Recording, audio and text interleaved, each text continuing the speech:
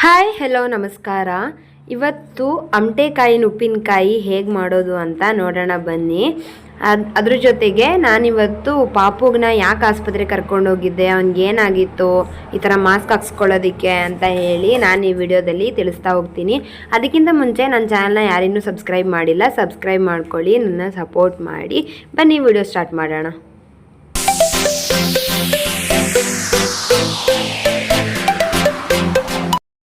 Hi hello ನಮಸ್ಕಾರ. ಇವತ್ತು ಮಾರ್ನಿಂಗೇನೆ ಪಾಪುಗೆ ಸ್ವಲ್ಪ ಹುಷಾರಿರಲಿಲ್ಲ, ಹಾಸ್ಪಿಟಲ್ ಕರ್ಕೊಂಡು ಹೋಗ್ಬೇಕಾಗಿತ್ತು. ಆಮೇಲೆ ಬಿಸಿಲು ಸ್ವಲ್ಪ ಬಂದಾದ್ಮೇಲೆ ಕರ್ಕೊಂಡು ಹೋದ್ರಾಯ್ತು ಅಂತ ಹೇಳಿ ನಾನೇ ಸ್ವಲ್ಪ ಹೊತ್ತು ಆಟ ಆಡೋದಕ್ಕೆ ಬಿಟ್ಟೆ. ಅವರು ಫುಲ್ ದೊಡ್ಡ ಶೆಫ್ ಥರನೇ ಅಡುಗೆ ಮಾಡ್ತಾ ಇರ್ತಾರೆ. ನಮ್ಮನ್ನೆಲ್ಲ ನೋಡಿರ್ತಾರಲ್ವ, ನಾವು ಕೂಡ ಆ ಥರ ಅಡುಗೆ ಮಾಡ್ತೀವೋ ಇಲ್ವೋ ಆ ಥರ ಅವರು ಟ್ರೈ ಮಾಡ್ತಾ ಇರ್ತಾರೆ. ಅದನ್ನು ನೋಡ್ತಾ ನೋಡ್ತಾ ನಮ್ಮನೆ ಕೆಲಸಗಳನ್ನೆಲ್ಲ ನಾನು ಮುಗಿಸ್ಕೊಂಡೆ. ಅಷ್ಟರಲ್ಲಿ ಚೋಟು ಕೂಡ ಬಂದ್ಲು ಅಂತ ಅವಳ ಜೊತೆ ಉಯ್ಯಾಲೆಯಲ್ಲಿ ಆಟ ಆಡ್ತಾ ಇದ್ದ. ನಾನು ಅಷ್ಟರಲ್ಲಿ ಉಪ್ಪಿನಕಾಯಿ ಮಾಡ್ಕೊಬಿಡೋಣ ಅಂತ ಹೇಳಿ, ನಾನು ಲಾಸ್ಟ್ ಲಾಗಲ್ಲಿ ನೀವು ನೋಡಿರ್ತೀರ, ಅಮಟೆಕಾಯಿನ ತೊಗೊಂಡು ಬಂದು ಅದನ್ನು ಉಪ್ಪಲ್ಲಿ ನೆನೆಸಿಟ್ಟಿದ್ದೀನಿ. 2 days ಆಗಿದೆ ಇವಾಗ. ಅದು ಚೆನ್ನಾಗಿ ನೆಂದಿದೆ ಕೂಡ. ನಾನಿವಾಗ ಅದಕ್ಕೆ ಮಸಾಲೆ ರೆಡಿ ಮಾಡ್ಕೊತಾ ಇದ್ದೀನಿ. ಅದಕ್ಕೆ 1.5 ಸ್ಪೂನ್ ಆಗೋಷ್ಟು ಸಾಸಿವೆನ ಹುರಿದಿಟ್ಕೊತಾ ಇದ್ದೀನಿ, 1 ಸ್ಪೂನ್ ಆಗೋಷ್ಟು ಜೀರಿಗೆ, 1 ಸ್ಪೂನು ಮೆಂತ್ಯ ಕಾಳನ್ನ ಹುರಿದಿಟ್ಕೊತಾ ಇದ್ದೀನಿ. ಇದು ತಣ್ಣಗಾದ್ಮೇಲೆ ನಾನು ಇದ್ರ ಜೊತೆಗೆ ಒಂದು 4 ಎಸಳು ಬೆಳ್ಳುಳ್ಳಿ, ಒಂದು ಸ್ವಲ್ಪ ಬಿಸಿ ಮಾಡಿ ಇಟ್ಕೊಂಡಿರುವಂಥ ಕರಿಬೇವಿನ ಸೊಪ್ಪನ್ನ ಹಾಕ್ಕೊಂಡು ನೈಸ್ಗೆ ಪೌಡ್ರ್ ಮಾಡಿ ಇಟ್ಕೊತಾ ಇದ್ದೀನಿ. ಅದು ಫುಲ್ ನೈಸ್ ಪೌಡ್ರ್ ಆಗಬೇಕು. ಅದಾದಮೇಲೆ ನಾನು ಇಲ್ಲಿ ನೆನೆಸಿಟ್ಟಿದ್ದೀನಲ್ಲ ಉಪ್ಪು ಹಾಕಿ ಅಮಟೆಕಾಯಿ, ಅದನ್ನು ತೊಗೊಂಡೆ. ಅದನ್ನು ನೀರೇ ಇರಬಾರ್ದು, ಆ ಥರ ಫುಲ್ ಡ್ರೈ ಪಾತ್ರೆಗೆ ಹಾಕೋತಾ ಇದ್ದೀನಿ. ಉಪ್ಪಿನಕಾಯಿ ಮಾಡ್ಬೇಕಾದ್ರೆ ಸ್ವಲ್ಪ ನೀರು ಬಿದ್ದರೂ ಕೂಡ ಅದು ಬೇಗ ಹಾಳಾಗೋಗುತ್ತೆ, 1-2 ದಿನವೂ ಕೂಡ ಬರೋದಿಲ್ಲ. ಹಾಗಾಗಿ ನೀರು ಇಲ್ಲದೆ ಇರೋ ರೀತಿ ನಾವು ಈ ಉಪ್ಪಿನಕಾಯಿನ ಮಾಡ್ಕೋಬೇಕು. ನೋಡಿ ಎಷ್ಟು ಸಾಫ್ಟ್ ಆಗಿದೆ. ಇದನ್ನು ಕೆಲವರು 3-4 days ಕೂಡ ಬಿಡ್ಬೋದು. ನಾನು 2 daysಗೆ ಮಾಡ್ಕೋತಾ ಇದ್ದೀನಿ, ಯಾಕಂದರೆ ಅದು ಆಲ್ರೆಡಿ ಫುಲ್ ಸಾಫ್ಟ್ ಆಗಿದೆ. ನಾನಿವಾಗ ಅದಕ್ಕೆ ಅಚ್ಕಾರದ ಪುಡಿ ಹಾಕೋತಾ ಇದ್ದೀನಿ. ಅಚ್ಕಾರದ ಪುಡಿ ಮತ್ತು ರುಬ್ಬಿರೋ ಅಂಥ ಪೌಡರ್ನ ಹಾಕೋತಾ ಇದ್ದೀನಿ. ಇದೆರಡನ್ನೂ ಹಾಕ್ಕೊಂಡು ಚೆನ್ನಾಗಿ ಮಿಕ್ಸ್ ಮಾಡಬೇಕು. ಆಲ್ರೆಡಿ ಉಪ್ಪು ಹಾಕಿರೋದ್ರಿಂದ ಉಪ್ಪು ಹಾಕೋ ಅವಶ್ಯಕತೆ ಇಲ್ಲ, ಚೆನ್ನಾಗಿ ಉಪ್ಪಲ್ಲೇ ನೆಂದಿರುತ್ತೆ. ಅದಾದಮೇಲೆ ನಾನು ಇಲ್ಲಿ ಇನ್ನೊಂದು ಪಾತ್ರೆಗೆ ಒಂದು ಸ್ವಲ್ಪ ಜಾಸ್ತಿ ಎಣ್ಣೆ ಹಾಕ್ಕೋಬೇಕು. ಉಪ್ಪಿನಕಾಯಿ ಎಷ್ಟಿದೆ ಅದು ನೋಡ್ಕೊಂಡು ಹಾಕ್ಕೊಂಡ್ರೆ ಆಯಿತು. ನಾನು ಇಲ್ಲಿ 4 tablespoon ಆಯಿಲ್ ಹಾಕ್ಕೊಂಡಿದ್ದೀನಿ. ಸ್ವಲ್ಪ ಸಾಸಿವೆ ಹಾಕ್ಕೊಂಡಿದ್ದೀನಿ. ಸಾಸಿವೆ ಸಿಡಿಯೋ ತನಕ ಒಲೆ ಮೇಲೆ ಬಿಡೋದೇನು ಬೇಡ. ಎಣ್ಣೆ ಕಾಯ್ದ ತಕ್ಷಣ ಸಾಸಿವೆ ಹಾಕಿದ್ರೆ ಇಳಿಸ್ಕೊಂಡ್ರೆ ಸಾಕು, ಅದು ಇಲ್ಲಾಂದರೆ ಸೀದೋಗುತ್ತೆ. ಈಗ ಇದನ್ನೆಲ್ಲ ಚೆನ್ನಾಗಿ ಮಿಕ್ಸ್ ಮಾಡಿ ಭರಣಿ ಒಳಗಡೆಗೆ ಹಾಕಿಟ್ಕೊಂಡ್ರೆ ತುಂಬ ದಿನ ಬಾಳಿಕೆ ಬರುತ್ತೆ.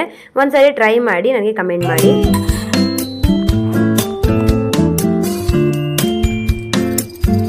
ಚೆನ್ನಾಯ್ತಾ? ಖಾರ ಉಪ್ಪು ಎಲ್ಲ ಕರೆಕ್ಟಾಗೈತಾ?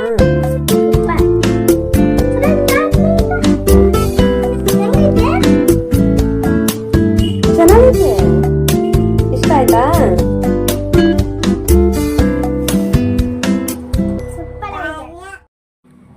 ಮಕ್ಳು ಇಷ್ಟಪಟ್ಟರೆ ಇನ್ನು ಅದಕ್ಕಿಂತ ಖುಷಿ ಇನ್ನೇನಿದೆ.